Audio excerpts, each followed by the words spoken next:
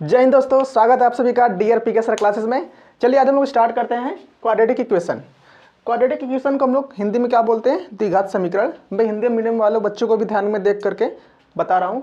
Okay, तो देखिए quadratic equation होता क्या है। अगर हम इस फॉर्म में किसी इक्वेशन को लिखें तो इसको हम लोग बोलते हैं क्वाड्रेटिक इक्वेशन, मतलब द्विघात समीकरण। तो देखिए ax square plus b x plus c, ये a एंड b ये क्या है? वेरिएबल है। इनके प्लेस पर कुछ भी वैल्यू हो सकती है और ये c भी आपका वेरिएबल है। a की जगह क्या हो सकता है? कोई न्यूमेरिक वैल्यू हो सकती है, जैसे कि आपका 1 2 3 4 एक्सेट्रा। ओके, तो देखिए हम लोग यहाँ से दो टर्म्स निकालेंगे। वो होता क्या क्या है? Sum of roots and product of roots. Hindi में क्या बोलते हैं इसको? मूलों का योग एंड मूलों का गुणनफल। तो देखिए निकालेंगे हम लोग पहले मूलों का योग।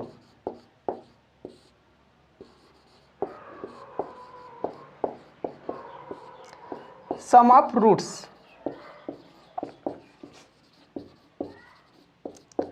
इसको निकालने का एक फॉर्मूला होता है, उसको हम लोग लिखते हैं क्या?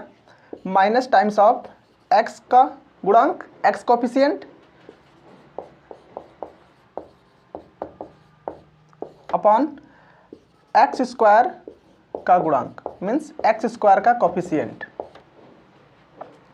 ये x और एक्स स्क्वायर होता क्या है? यहाँ से देखिए x का कोफिशिएंट कितना है? b, and x square coefficient क्या है? a। तो यहाँ से हम लोग को मिलेगा माइनस एक्स का कितना है? b, ऊपर b, एंड एक्स स्क्वायर का कितना है? a, माइनस बी बाई ए। आपका ये क्या हो गया? सम ऑफ रूट्स मीन्स मूलों का योग। अब क्या निकालेंगे? मूलों का गुणनफल।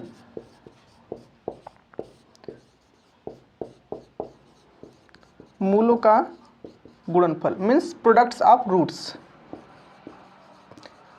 Product of root. इसको क्या बोलते हैं हम लोग? Constant value upon x square coefficient. Constant value, या फिर हम इसको हिंदी में लिख दे रहे हैं क्योंकि ऊपर हिंदी में ही लिखा गया है, अचर पद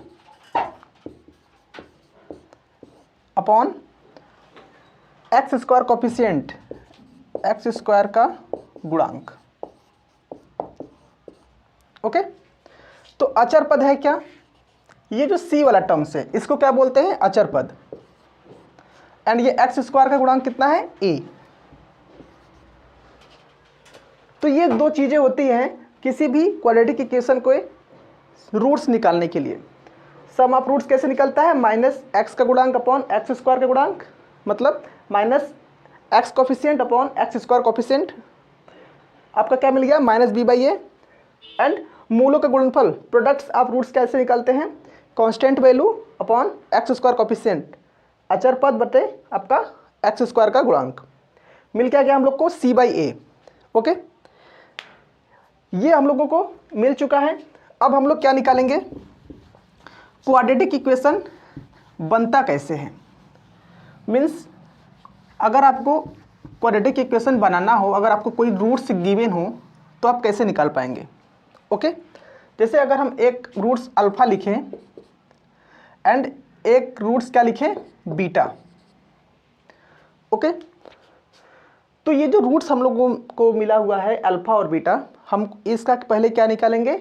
सम of roots. Sum of roots क्या होता है? Alpha plus beta. ओके, अब क्या निकालेंगे? Products of roots, alpha into beta. तो हम लोगों को sum of roots and products of roots मिल चुका है।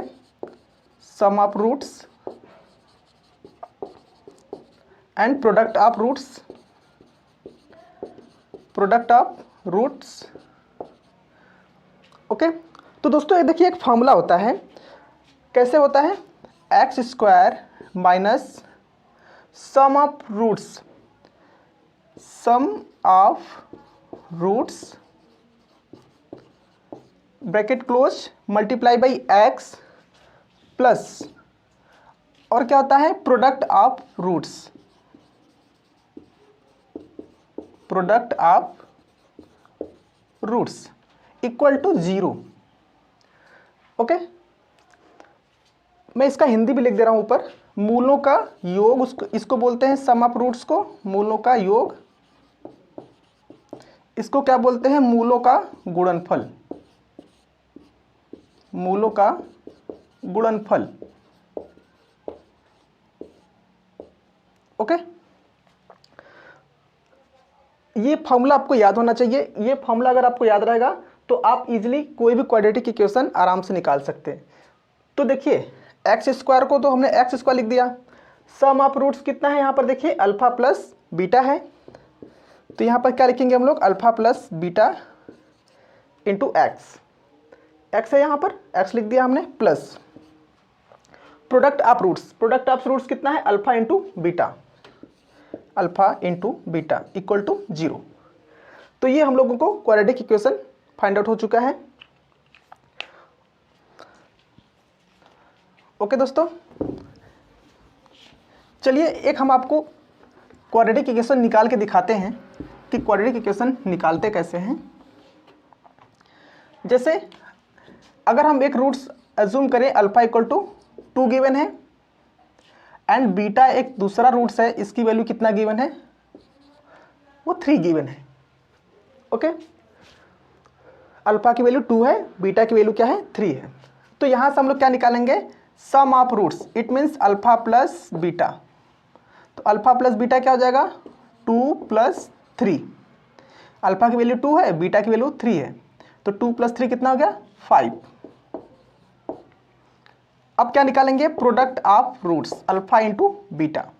ये क्या होता है, अल्फा की वैल्यू 2, बीटा की वैल्यू कितनी है, 3, 2 3 जा 6 हो गया आपका। अब alpha plus beta and alpha into beta हम लोग को मिल चुका है, it means sum of roots and products of roots हम लोग को मिल चुका है। अब हम लोग फॉर्मूला अप्लाई करेंगे, x square minus alpha plus beta into x plus alpha into beta equal to 0। Value put up करिए, x square minus alpha plus beta की वैल्यू कितनी है, 5, और एक्स मल्टीपल में है तो एक्स का मल्टीप्लाई कर देंगे, प्लस अल्फा इंटू बीटा कितना है, 6, तो यहाँ पर हम लोग क्या लिखेंगे, 6 इक्वल टू 0। तो दोस्तों ये हो गया हम लोगों का क्वाड्रेटिक इक्वेशन मिल चुका है, यही आपका आंसर है। ओके, चलिए दोस्तों अब मैं आपको एक चीज़ और सिखाने वाला हूँ, क्वाड्रेटिक इक्वेशन सॉल्व करके उसके रूट्स कैसे निकालते हैं। क्वाड्रेटिक इक्वेशन सॉल्व करके उसके रूट्स कैसे निकालते हैं। जैसे एक इक्वेशन हम लिख दे रहे हैं, x square plus 11x plus 28 equal to 0। Okay, ये आपका क्वाड्रेटिक इक्वेशन है। क्वाड्रेटिक इक्वेशन को हम लोग अब इसको सॉल्व करके क्या निकालेंगे, रूट्स की वैल्यू। तो चलिए स्टार्ट करते हैं। देखिए क्वाड्रेटिक इक्वेशन सॉल्व करने का सबसे इजी तरीका क्या है, ये जो कांस्टेंट वैल्यू है, ये लास्ट वाला, ये जो कांस्टेंट वैल्यू है इसको मल्टीप्लाई करेंगे किसके साथ, ये जो एक्स स्क्वायर है ना, इसका कोफिशिएंट के साथ। इसका जो कोफिशिएंट होगा इस कांस्टेंट वैल्यू को इसके साथ मल्टीप्लाई करेंगे। तो यहाँ पर देखिए एक्स स्क्वायर का जो कोफिशिएंट है वो कुछ नहीं है, मतलब सिंगल 1 है। तो 28 को जब हम यहाँ पर अगर 1 लिखें तो 28 को अगर हम 1 से मल्टीप्लाई करेंगे तो 28 ही आने वाला है। तो मल्टीप्लाई करने के बाद जो हम लोग को नंबर मिलेगा ना, उस नंबर का हम लोग निकालेंगे एलसीएम। एलसीएम निकालना तो आता ही होगा आपको। देखिए एलसीएम निकालते कैसे, नहीं आता तो देख लीजिए। यहाँ पर आप इस नंबर को इस तरह से लिख लीजिए एंड इसको 2 से स्टार्ट करिए डिवाइड करना।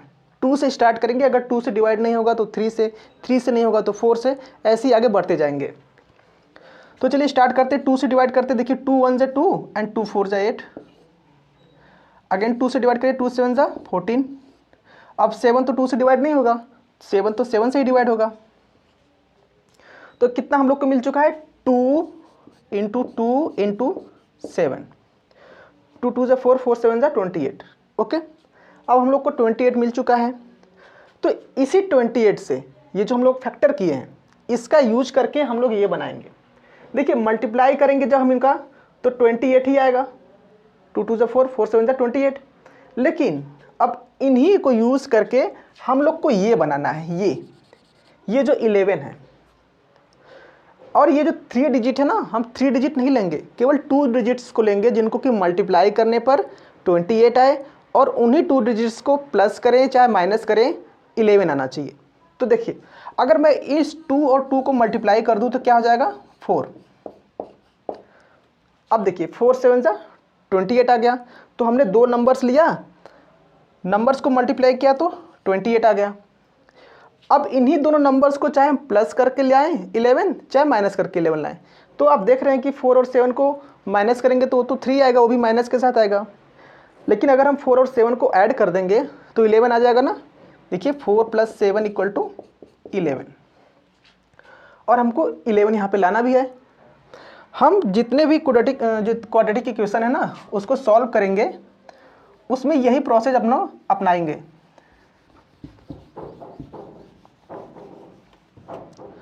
तो चलिए स्टार्ट करते हैं।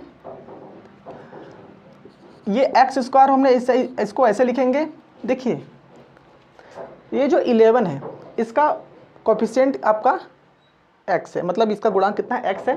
तो पहले हम इसको जो 4 + 7 लिखे थे ना, इसके साथ x भी अटैच कर देंगे, तभी तो 4x + 7x 11x आएगा। ओके, तो ये रहा 4x + 7x प्लस ये 28 है, इसको ऐसे ही लिख देंगे =0। अब देखिए जब हम लोग इस फॉर्म में लिख लेंगे ना, फिर इसको 2 पार्ट में आप ब्रेक कर लीजिए।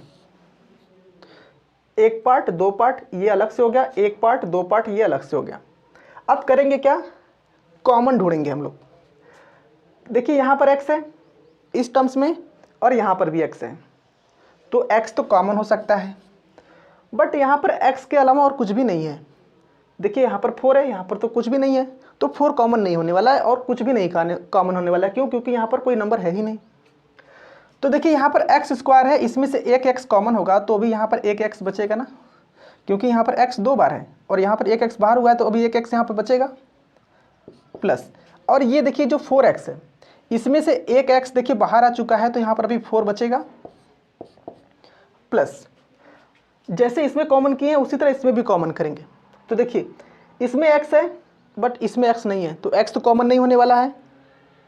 लेकिन ये देखिए यहाँ पर 7 है और इस 28 में भी 7 है, क्योंकि हम लोग 28 को 7 × 4 लिख सकते हैं ना। ओके, तो देखिए यहाँ पर 7 कॉमन हो जाएगा, और ये जो 7 × x है 7 कॉमन हो जाएगा, तो यहाँ पर x बचेगा प्लस। और ये जो 7 है ये तो बाहर आ चुका है, तो अभी ये 4 बचेगा ना। देखिए 7 4 = 28।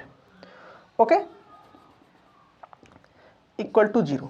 देखिए दोस्तों आपका ये जो क्वाड्रेटिक इक्वेशन है ये आपका एकदम एग्जैक्ट सही जो सॉल्व हो रहा है। ये कैसे पता करेंगे, ये जो ब्रैकेट्स में वैल्यू आई है ना, ये हम लोगों का सेम आना चाहिए। अगर जो ब्रैकेट में यहाँ पर डाटा है वही डाटा अगर इस ब्रैकेट में भी है तो आपका आंसर या फिर आपका जो क्वाड्रेटिक इक्वेशन वो सही सॉल्व कर रहे हैं आप। अगर इसमें कुछ और है, इसमें कुछ और डाटा है ना, तो इसका मतलब आप कहीं पर मिस्टेक कर रहे हैं, आप उसको रीचेक करके सही कर लीजिए। ओके, अब देखिए x + 4 यहाँ भी है, x + 4 यहाँ भी है, तो इसमें से x + 4 कॉमन करेंगे, तो यहाँ से x + 4 कॉमन होगा तो बचेगा क्या x प्लस इस 7 वाले में से x + 4 कॉमन हो जाएगा तो x + 4 बाहर आ जाएगा, और यहाँ पर क्या मिल जाएगा 7 = 0। अब ये जो हम लोग को 2 रूट्स मिले हैं इनको =0 पुटअप करेंगे, क्योंकि ये दोनों का मल्टीपल क्या है 0 के इक्वल है। तो x + 4 = 0 करेंगे, तो यहाँ से x = कितना मिलेगा, ये +4 उधर जाएगा तो -4, एंड यहाँ से x + 7 = 0 करेंगे तो x = क्या मिलेगा, ये +7 उधर जाएगा तो -7। मीन्स हम लोग को जो रूट्स मिले हैं -7 एंड -4। ओके दोस्तों, तो चलिए दोस्तों इतना रहने देते हैं। अब हम लोग मिलते हैं नेक्स्ट वीडियो में। ओके, जय हिंद जय भारत।